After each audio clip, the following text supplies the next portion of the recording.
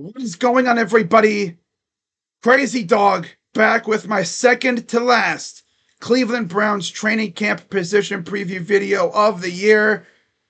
And you know we are oh so close to training camp when the veterans officially report. And of course, for the Browns, today is that day. Yeah, the veterans have officially reported to training camp, which means we are oh so close to the start of Browns training camp. I can already taste it. Man, I tell you what, this is going to be an interesting camp to follow, right? All the storylines. You have the quarterback battle, Myles Garrett coming off that massive extension, right? Who's going to come out of nowhere and, become that classic training camp Cinderella story, right?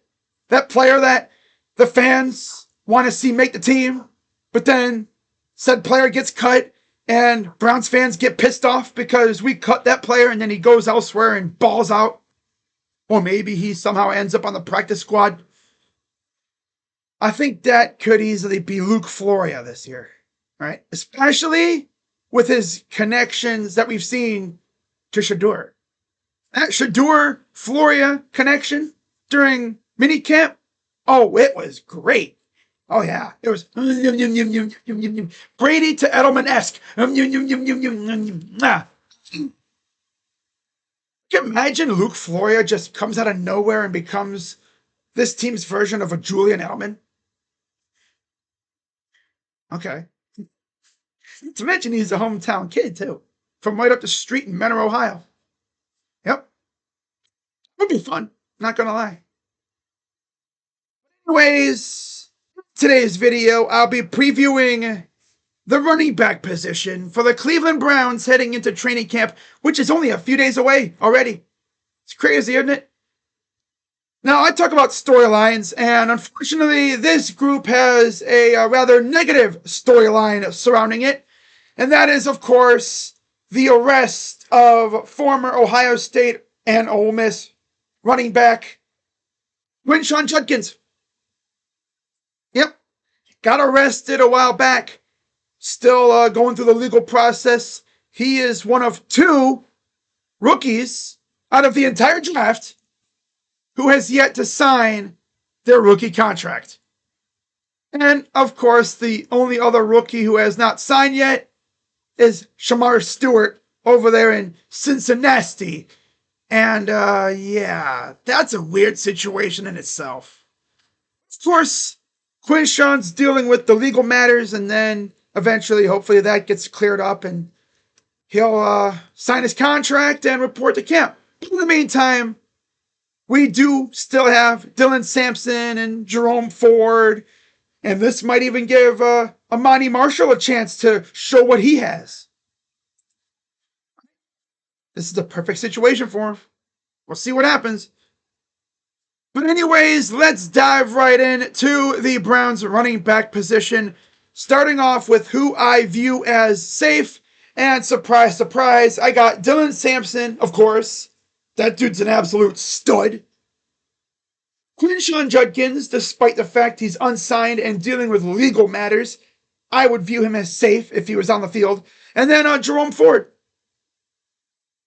Unless we sign another running back, especially with Quinshon's legal matters, I think they very well could. But if our top three running backs heading into the season are Sampson, Judkins, and Ford, I wouldn't even be mad. Right? And honestly, looking at Sampson and Judkins, the way they run, that gives me major Hunt Chubb vibes. And Sampson obviously would be the Kareem Hunt of this running back room. And Judkins, with the fact that he is essentially a bulldozer on two legs, just like Nick Chubb. Well, he is the Nick Chubb guy. Call him Sean Judkins. And then you have Jerome Ford.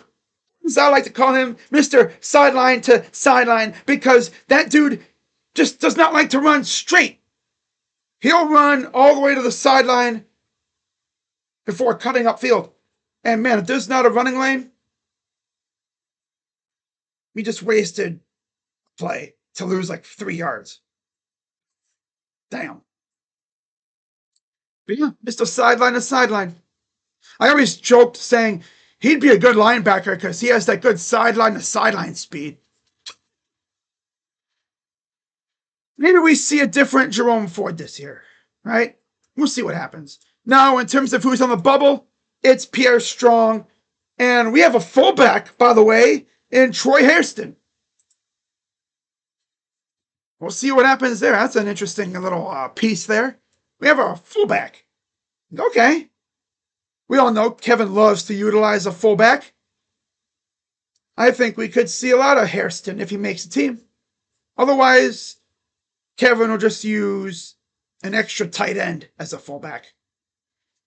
We'll see. And then who's in the better ball out category? It's just Amani Marshall, right? I think we're going to probably carry 4 backs, especially with no Judkins. So that'll give Amani Marshall a chance to show out. But we'll see. We'll see if he takes advantage of it. But he has to have an amazing camp to make this team, right? But yeah, we'll see what happens. But this would be a very fun group to watch. But got to keep an eye on that Judkins situation, right? But yeah, with that being said, guys, that's going to wrap it up nice and quick for you. I wrap up the series tomorrow with my special teams position group preview. And that's not even really a preview because there's really no battles going on. I'm looking at our depth chart, and the only battles that we have going on right now are at kicker between Andre Smith and Dustin Hopkins, and long snapper Rex Sunahara and Brent Matisik. Guess you could say return man too. DeAndre Carter should have that job locked down though. Barring injury, of course. But obviously, punter, we got Corey Bajorquez and all that other wonderful stuff. So it's pretty much the same group. And I'll go over it tomorrow. That won't be a long video at all either. That video might be lucky to break 5 minutes. But we'll see. So with that being said, guys, that's going to wrap it up for this video. As always, be sure to give it a thumbs up, like, subscribe, hit the bell. And yes, I'm wearing the Chubb Hub shirt. I wish Chubb was still here, especially with the Judkins situation. And I'm pretty sure the moment that Judkins thing happened, Andrew Berry was probably throwing a hissy fit thinking, damn it, I should have kept Nick. Didn't I keep Nick? Man, I pissed off this fan base for nothing. If you really think about it, Nick Chubb was not going to come here to be running back 3. He essentially wants to be the main guy, or at least like a 1A or 1B. Of course, he went to Houston to go be a 1B with Joe Mixon. That'd be fun. Right? It had to be Houston. Of course. But with that being said, guys, I'll see y'all tomorrow. Unless some news comes out today about like a signing or something, which you never know. This is the time of year where you see a lot of signings go down as a lot of these players want to get on the field for camp. So maybe the Browns get active and make some moves. Of course, as always, rosters are subject to change. And we'll see if they make any other moves, right? So with that being said, I'm Crazy Dog. Let's go Browns. And I'll see you guys tonight for Guardians and O's Game 2 of 4. With that being said, go Browns. I'm out. Bye-bye. Yeah.